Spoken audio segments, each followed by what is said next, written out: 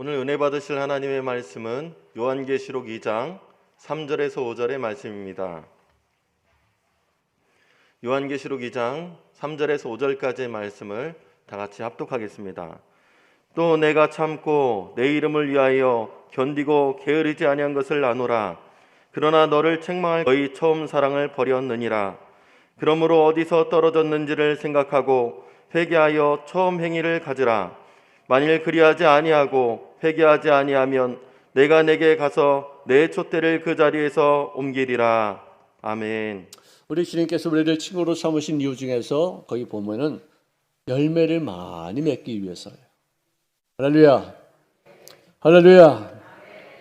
자, 요즘은 이 인공위성의 기술이 굉장히 많이 발달되어 있어요. 지금도 아마 수백 개가 돌고 있을 거예요. 근데 거기서 가장 큰 기술은 뭐냐면은 사진 촬영술이 아주 정교하고 기가 막히게 발전이 되어져서 밤에도 컴컴해도 1m, 요게 무엇인지 분별할 수 있을 정도의 치밀함과 또 정확성이 카메라 렌즈를 통해서 나타나고 있다는 것이. 내가 신문을 보고 있으면요, 신문의 그 큰 활자가 저 위에 있는 위성에서 찍혀요. 무슨 제목으로 이 사람이 신문을 보고 있다는 것. 지금도 내가 휴대폰을 들고 다니면은 나는 어디에 있는지, 뭘 하는지, 어디 은행을 다니는지, 어떤 뭐를 사고 파는지 기록이 돼요. 한번 내가 구글에 들어가 봤더니 내가 다녔던 장소가 외국도 물론이거든요. 국내 다 빨간 줄로 쭉쭉쭉쭉쭉쭉 다 나타나요. 하루하루별로, 주주별로, 월별로 다 나타나요. 꼼짝 말아요. 맘만 먹으면 나를 홀라당 다 벗길 수 있어요. 노출이 다 돼요. 있는 거 없는 거 다 나오게 돼 있어요. 이 오늘 우리가 살고 있는 세상에. 우리가 하루에 몇백 번씩 사진 찍힌대요. 그거 아세요? 꼼짝 못해요 지금. 여러분 누가 하나 딱 찍어놓고 이혼을 갖다 조사하기 시작하면 다 나와요. 자, 그리고 이 또 현미경이 또 이제는 전자현미경으로 이렇게 많이 발전되어서 어떤 병균도 이제는 다 생명체로 또 어떤 그 미생물도 포착하게 돼요. 그러니 인간도 이렇게 모든 것을 파악할 수 있는 어떤 실력을 갖췄는데 하나님이야말로 그의 불꽃 같은 눈동자로 그의 눈을 피할 수 있는 존재가 어디 있겠어요. 시편 139편 7절에 보니까 내가 주의 영을 떠나 어디로 가며, 주의 앞에서 어디로 피하리이까.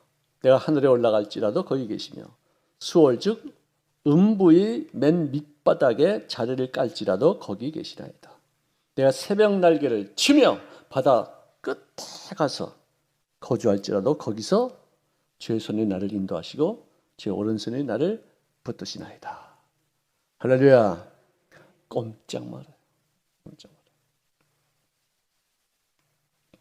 그러므로 내가 믿음이 있노라 하면서도 그 믿음이 내 생활 속에 나타나지 않는 것도 주님 다 보시고, 내가 교회를 다닌다 하면서도 예수 믿지 않는 사람답게 사는 것, 예수 믿는 사람답게 살지 못하는 것까지도 다 벌써 다 가늠하고 포인트 매기고 점수 매기고 다 이렇게 다 파악하고 계세요.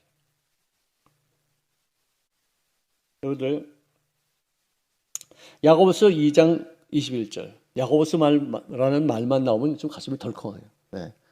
우리 믿음이 행위로 증명된다는 얘기를 거기서 자꾸만 강조하니까.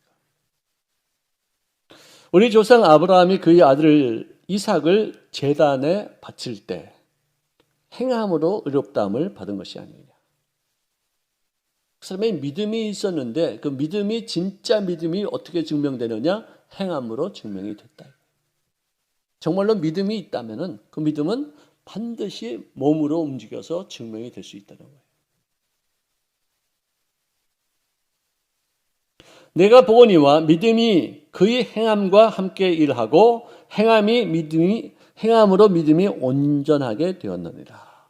그렇죠? 그러므로 내가 행동으로 옮길 수 있는 어떤 그런 때가 되지 않는다면 몰라도 그것으로 옮겨질 수 있는 그런 때인데 그것이 나타나지 않는다면 그의 믿음은 가짜다. 진짜가 아니다. 그 뜻이에요.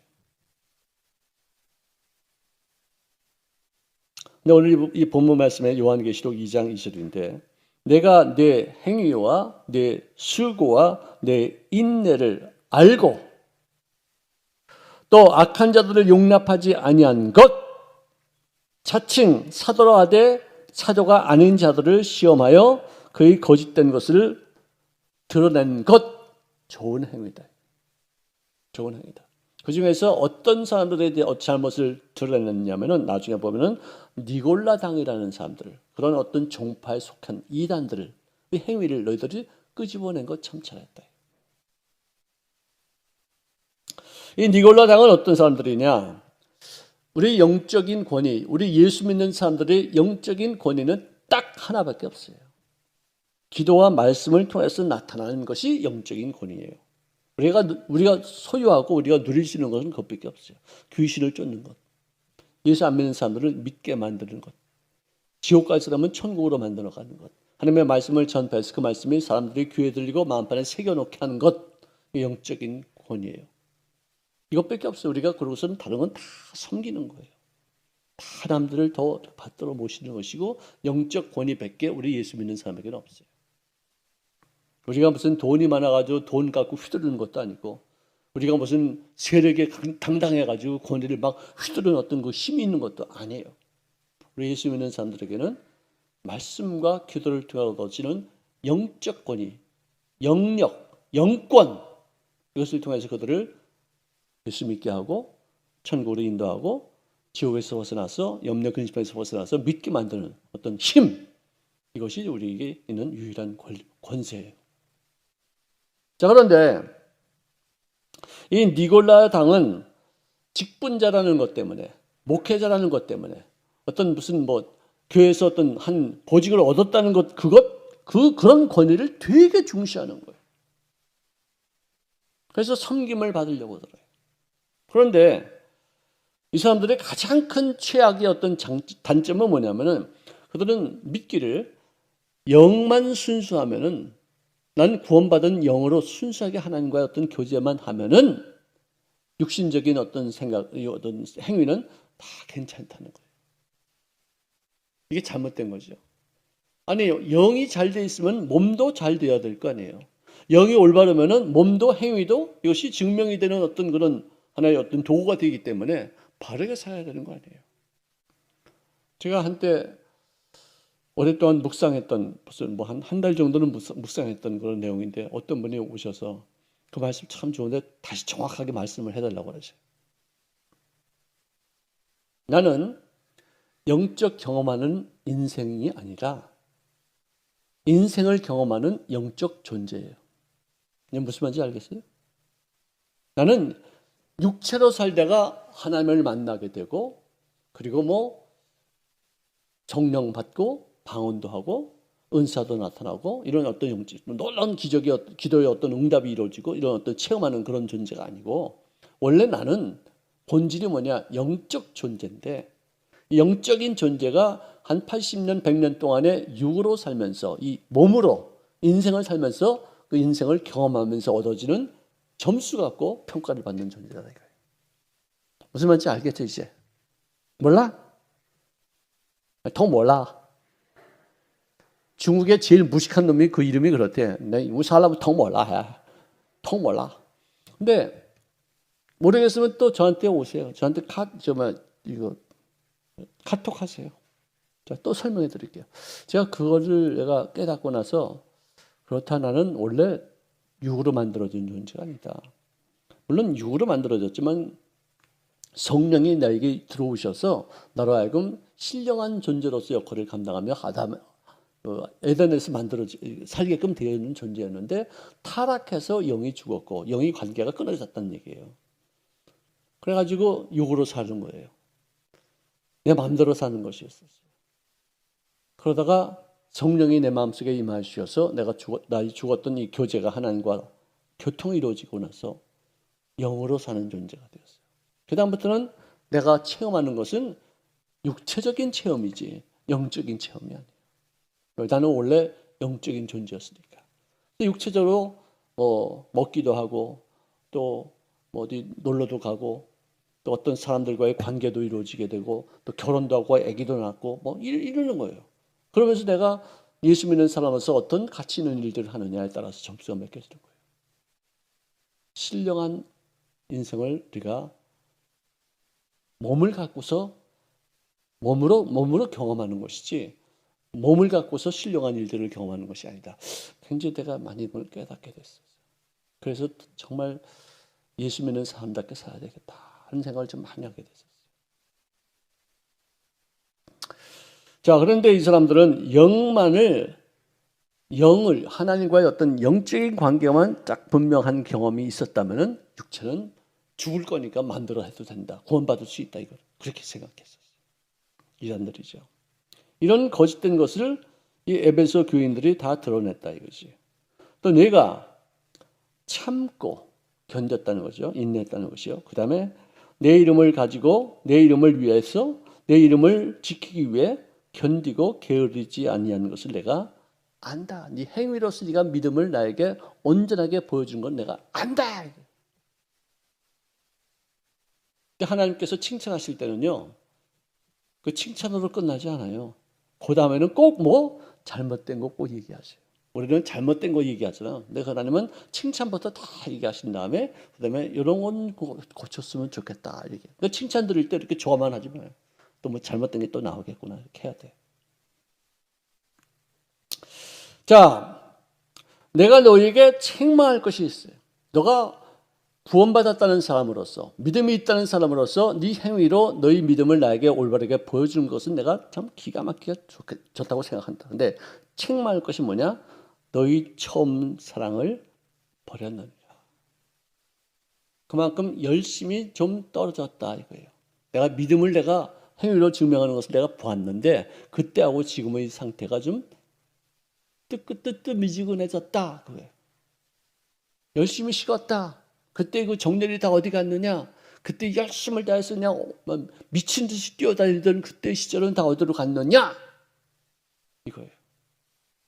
내 이름을 위해서 너희가 참고 견디고 게으르지 않는 것도 다 내가 아는데 지금은 어디 갔느냐? 이게. 옛날에는 그랬는데 지금은 어떻게 됐느냐? 꼭 우리들한테 하는 말 같죠. 열심히. 우리는 부족해도요. 열심으로. 어느 장로님이 장로 회장님이 그러셨는가? 그런 말씀하시요. 자기가 회사를 이렇게 이끌고 또 하더라도 보면은 부족한 거 안 돼. 근데 열심히 뛰는 사람들은 항상 그 사람들에게 마음이 가더라고요. 부족하지만 그 부족함을 아주 능력이 많고 굉장히 똑똑한데도 불구하고 자기 어떤 그런 일들을 자기가 가지고 있는 그 달란트를 게으르게 활용하지 않는 그런 사람들은 아무런 의미가 없어요. 부족하고 연약하지만 최선을 다해서 일하는 것. 우리 그것을 회복할 수 있기를 바랍니다. 할렐루야. 우리 여생이 이제 얼마 안 남았어요. 며칠 전에도 돌아가신 분이 있어요. 근데 내가 친하던 분인데 벌써 이분이 돌아가셨는가? 근데 따지고 보니까 벌써 10년 전에 그분이 70이었어요. 지금 80이 넘었는데 돌아가신 거예요. 아, 그렇구나. 그 10년 사이에 이렇게 많이 변했구나. 돌아가실 때가 됐구나 벌써. 오히려 10년 사이에 우리 집 앞으로 어떻게 될지 알아요? 몰라요, 아무도. 뭐라고? 이럴 때가 온다니까?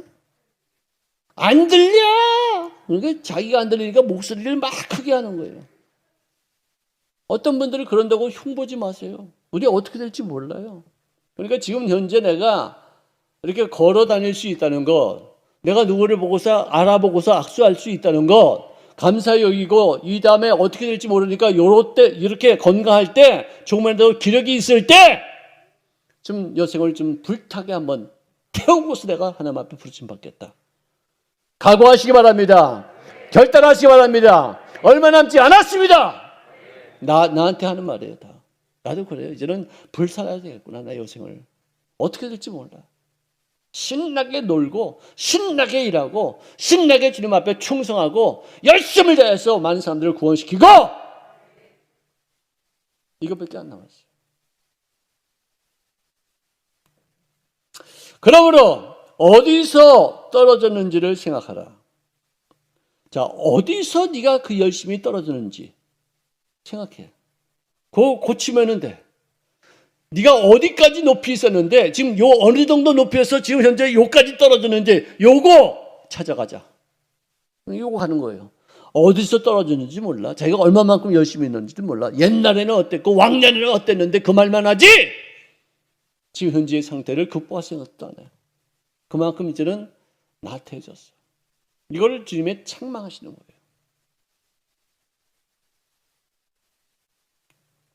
만일 그리하지 아니하면은 뭘 어떻게 하지 않냐?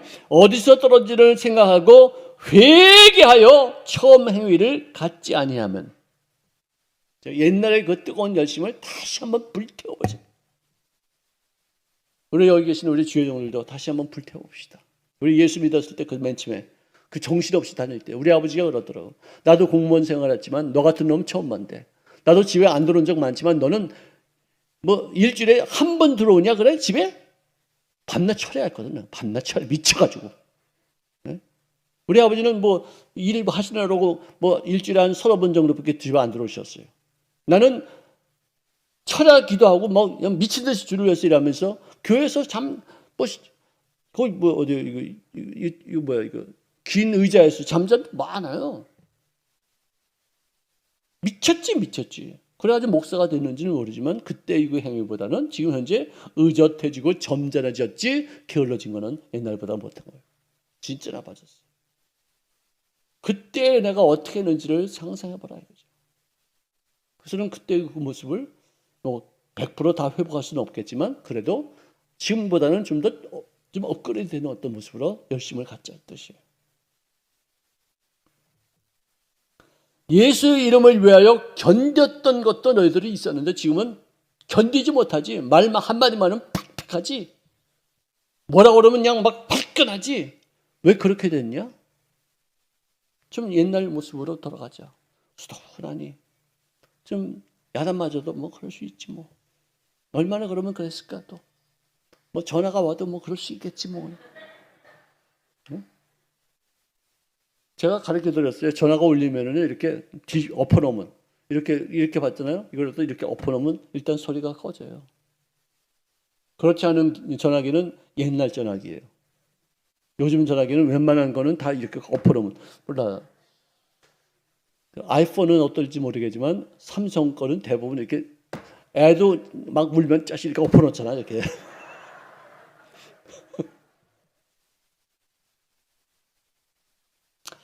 자, 회개하여 처음 행위를 갖지 아니하면은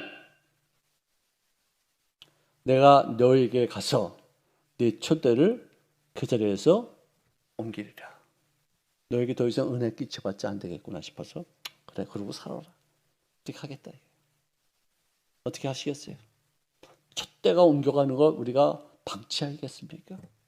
지금 한국 교회가 지금 정말 위기인 것이 뭐냐? 촛대가 어디 딴 데로 옮겨가는 것 같은 느낌이 들어. 왜? 옛날하고 너무나도 분위기가 틀려졌으니까. 옛날에 우리 한국 교회를 바라보는 시선하고 지금 시선이 많이 달라요. 왜? 우리가 많이 변질했기 때문에. 우리가 많이 순수함을 잃어버렸기 때문에. 예수 믿는 사람들의 본질을 우리가 망각했기 때문에. 예수 믿지 않는 사람들하고 똑같이 살았기 때문에. 그 사람들이 우리에게 거는 기대, 우리들에게 보는 시야 달라졌어요. 정말 옛날에 순수했어요.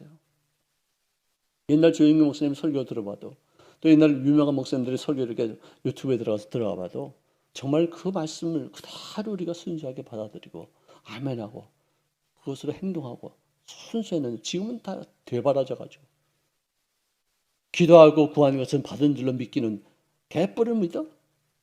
그냥 하고서 끝나고서 말지. 이건 뭐 믿지를 않아.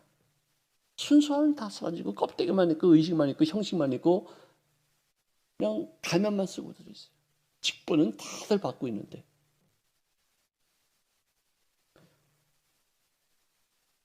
며칠 전에 영원 목사님 만났는데 올해는 장로 한 분도 안 세우겠대요.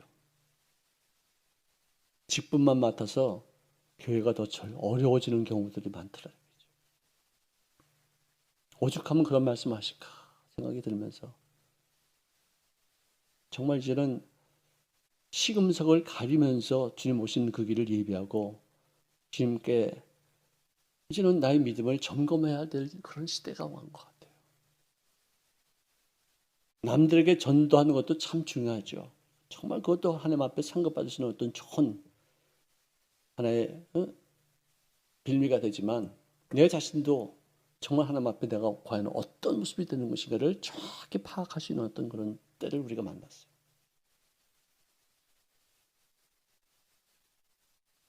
어쨌든 우리는 열정이나 기억은 이게 다 시간이 갈수록 식어지게끔 되어 있어요. 우리는 인간이. 그래서 형식적이 되고 타성적이 되어지고 예배조차도 이렇게 그냥 예배니까 예배를 드리지 하나님과의 만남을 사모하는 어떤 그런 열망이 다 사라지고 예배만 드리고 그것으로 만족해. 아, 오늘 내가 주일 지켰구나.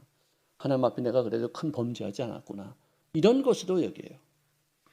예수님께로 나오는 한 여인이 옷자락만 만져도 나는 구원받겠다는 사람이 만졌을 때 주님이 그가 내 옷에다가 손댔다. 그렇게 말씀하셨고 그 많은 사람들이 움직이면서 밀치고 젖히고 만나고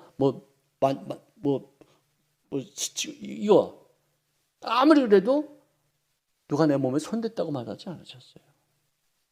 갈망이 있는 사람들, 믿음이 있는 사람들. 내가 예수 믿고서 오늘 아침에 나와서 하나님 앞에 예배를 드릴 때 주님이 나의 모든 예배를 흠양하시고 나와 만나 주실 것이다. 나 이 문제를 해결해야겠다. 이 문제를 통해서 하나님과의 더욱 큰 영광이 나타나지만 되겠다. 어떤 이런 갈망 있는 사람들. 사실 우리들이 삶 속에 문제가 있고 하나님 없으면 나 못 살겠다는 어떤 그런 갈망이 생길 만큼 눈물에 어떤 보따리가 있는 사람들은 복이 있는 사람들이에요. 아무 문제가 없습니다. 저는 편안합니다. 이거는 하나님의 방치한 그런 상태가 될 수도 있어요. 문제 있는 것은 굉장히 중요한 얘기예요. 그것 때문에 힘들기 때문에 정말 하나님 없이 난 못 살겠다는 그런 갈망 때문에. 그래서 주의 종들이 주님 앞에 쓰임 받을 때는 항상 고통이 있어요. 항상 괴로움이 있어요. 난 맨 처음에 왜 나에게 이런 고통이 있어야 되는가 그랬는데 하나님이 나 쓰시려고 그러는 거구나. 내 숨이 탁탁 막힐 때가 있어요. 그래도 이러지 않으면 내가 하나님을 더욱 가까이 하지 않기 때문에 이러시겠지. 내가 나태하니까 하나님께서 나 쓰시려고 이러는 것이겠지. 이러고서 내가 생각을 돌이키고 그 아픔 속에서 더 주님과의 깊은 교제 이거 할 때가 참 많이 있어요.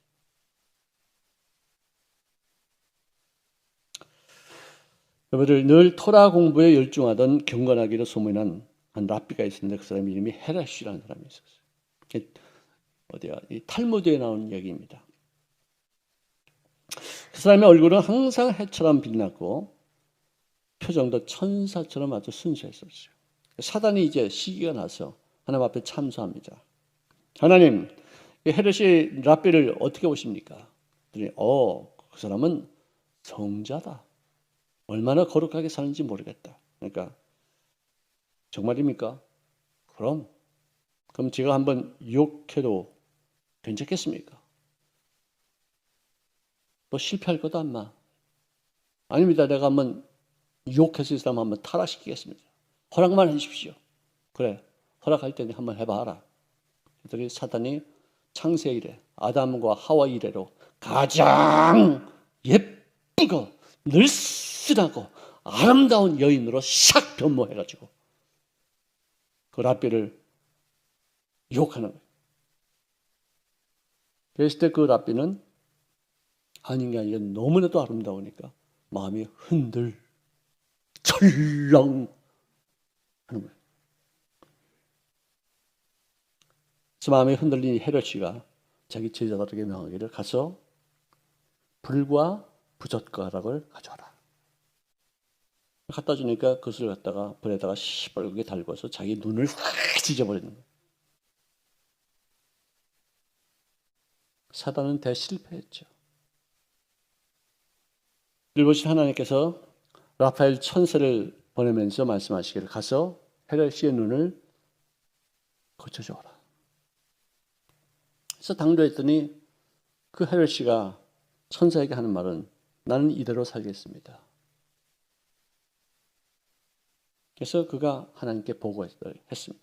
그랬더니 하나님께서 하신 말씀이 더 이상 너를 유혹하지 못하도록 내가 막아줄 테니까 눈을 고쳐서 보면서 살아라. 그 말을 듣고서야 헤롯이는 그 천사의 치료의 능력을 허락해서 눈을 뜨고 그는 평생에 죄를 짓지 않고 살았다는 이야기가 이 탈무드에 기록되어 있어요. 이 초지일관의 신앙, 열정이 식지 않은 그런 삶, 정말 그건 각고의 노력이 필요하지 않겠나 생각이 들어요. 우리 다시 한번 합시다. 다시 한번 우리 옛날에 어떤 그 모든 사랑, 그 뜨거운 열정을 다시 회복할 수 있기를 바랍니다. 할렐루야! 남편한테도 잘하세요. 아내한테도 더 잘하세요. 옛날 그때 손잡을 때 전기가 찌릿찌릿 올 때 그때만큼 잘하세요. 지금은 안 오겠지 분명히. 그렇지만 억지로라도 내가 그분을 존귀 여겨야 되는데 아니 옛날 결혼할 때는 듬직하더니 지금은 섬뜩해. 변심된 거예요. 옛날에 결혼할 때는 깜찍하더니 지금은 끔찍해. 뭐 이런 거. 초질권 합시다. 할렐루야. 할렐루야. 서로 덮어주고 서로 이해하고 서로 잘못된 것을 용납하고 언제 잘못된 거 요만큼이라도 마음속에 두고 있으면요 그거 참 불편해요. 정말 그건 나중에 그거 다 터지게 돼 있거든요. 다 버려야 돼. 뭐 이뻐서 내가 사랑하는 게 아니라 내 마누라니까 어떻게 하면 문제인 거예요. 얘는 감정으로 사랑하는 게 아니라 의지로 이러고서 사랑하는 거예요.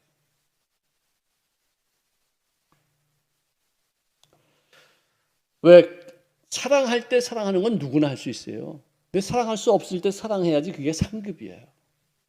아멘. 쉬운 건 누구는 못해요. 다 하는 건 누가 뭐 상급줄기 뭐 있어요. 어려운 걸 힘든 거를 해야지 그게 하나님의 기억된 바 되어지고 그것을 통해서 참 어려운 일 잘 감당했다고 해서 하나님 상 주시는 거 아니겠어요. 여러분들 올림픽 마라톤에서 2번이나 우승했던 마라톤 선수 이디오피아에 있는 사람이 에티오피아 사람 누군지 아세요? 나 이래서 살맛이 나는 거예요. 이래서 맨발로 뛴 분이에요. 누구예요? 예? 아베베라는 사람 모르세요? 아베베 동경올림픽 때 맨발로 뛰었어요. 아베베 굉장히 오래됐지 벌써. 이 사람은 강인한 정신력을 가진 아주 끈기 있는 사람입니다.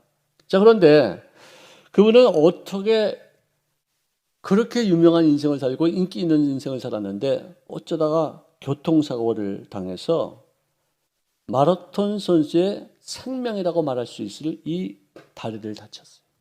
그래서 다리를 끊었어요. 절단 수술을 했어요.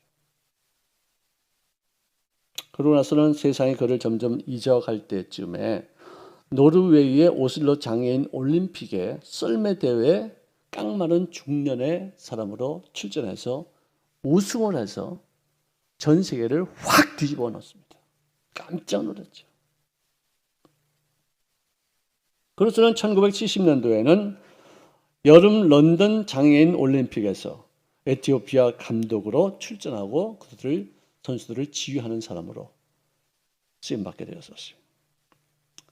지칠 줄 모르는 끈기로 많은 사람들에게 존경을 받고 사랑받고 박수를 받은 올림픽 역사의 진정한 영웅이라고 말할 수 있는 사람이 아베베예요.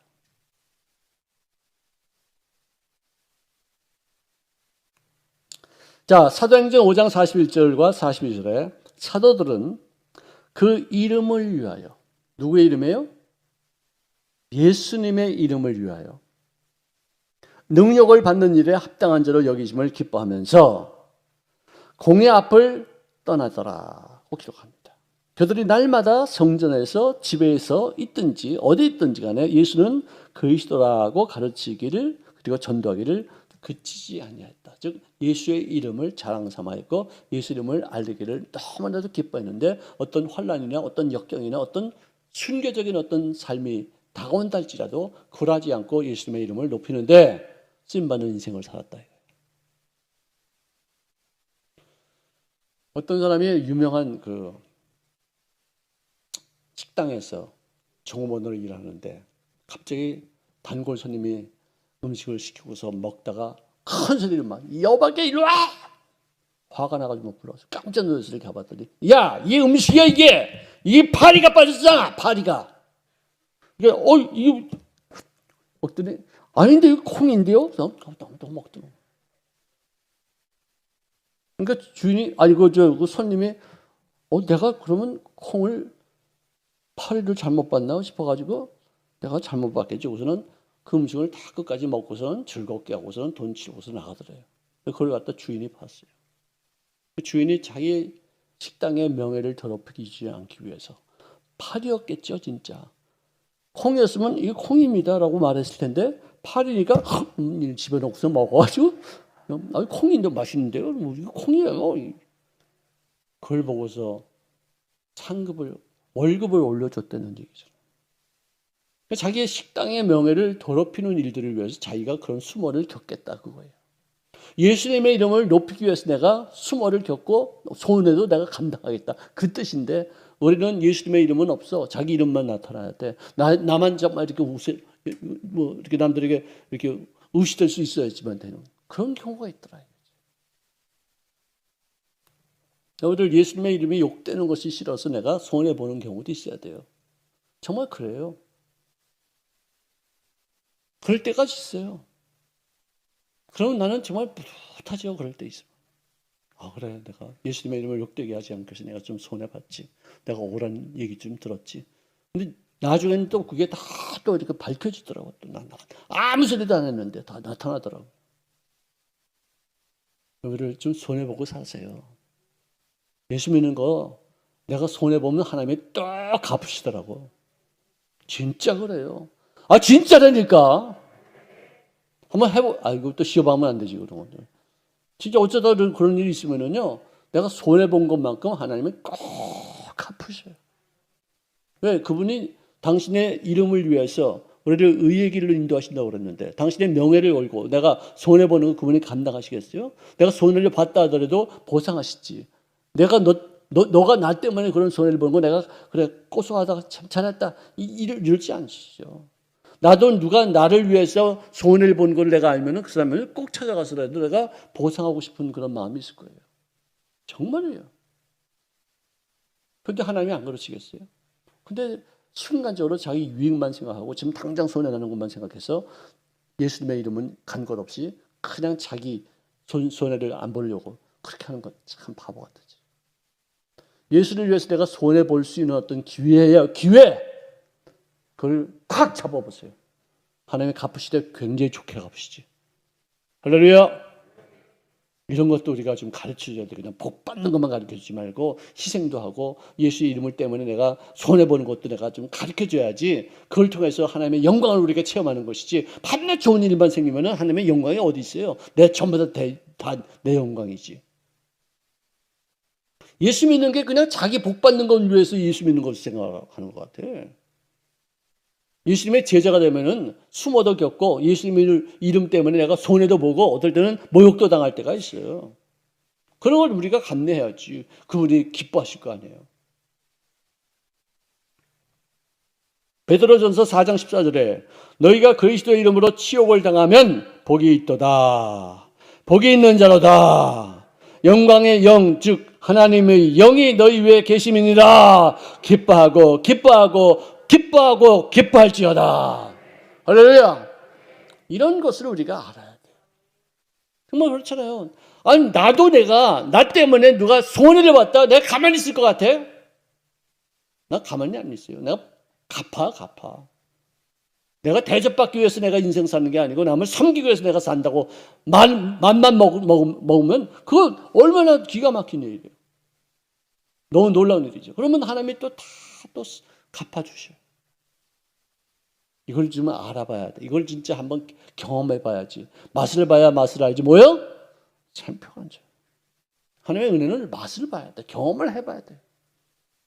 근데 육체로 살면서 하나님의 은혜를 맛보는 게 아니라 영으로 살면서 영으로 살면서 육체를 경험하는 것을 영적으로 이렇게 말을 풀어보라 이거죠. 그러면 거기에 대한 하나님의 상급이 있다는 것을 우리가 알 수 있어요. 자, 다윗은 양을 지키기 위해서 곰과 싸우고 또 양을 보호하기 위해서 사자와 싸워서 이겼던 사람이었어요. 나중에는 골리앗과 싸워서 이겼고 나중에는 맨 마지막에는 블레셋과 그리고 주변 국가들과 싸워서 아주 큰 정말 대장이 됐어요. 승리했었어요. 그런데 계속해서 발전하고 계속해서 더 큰 세력과 더불어 싸워서 이겼는데 자신과의 싸움에서는 지고 범죄했어요. 그래서 그 집안에 타격이 임했어요. 압살롬이 나중에 그를 배신하고 그에게 반역하는 일까지 생겼어요. 예수의 이름은 우리에게 죄와의 싸움에서 진 인생들을 존귀 여겨서 용서하시고 새로운 기회를 주시는 이름인 줄로 믿으시기를 바랍니다. 에레미야서 14장 7절에 보니까 야훼여 우리 죄악이 우리에게 대하여 증언할지라도 주는 주의 이름을 위하여 일하소서. 우리는 타락이 많으니이다. 우리가 주께 범죄하였나이다. 내가 범죄했다. 내가 죄를 지었다. 내가 잘못했다 할지라도 주님 그것으로 이름을 욕되게 하지 마시고 당신의 이름을 위해서 당신 스스로가 일하시옵소서. 우리가 하나님의 이름을 욕되게 한 적이 있었습니다.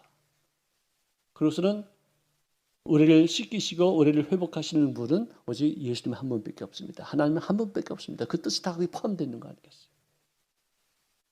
천하 사람들 중에 구원을 받을 만한 다른 이름을 우리에게 주신 일이 없다. 즉 인력으로 내 죄에서 사함받을 수 있는 방법은 없지만 하나님의 은혜로 말미암아 내가 사함받고 예수의 이름을 욕되게 하지 않고 다시 회복시킬 수 있는 삶을 살 수 있게 하시는 능력이 된다. 이 뜻이에요.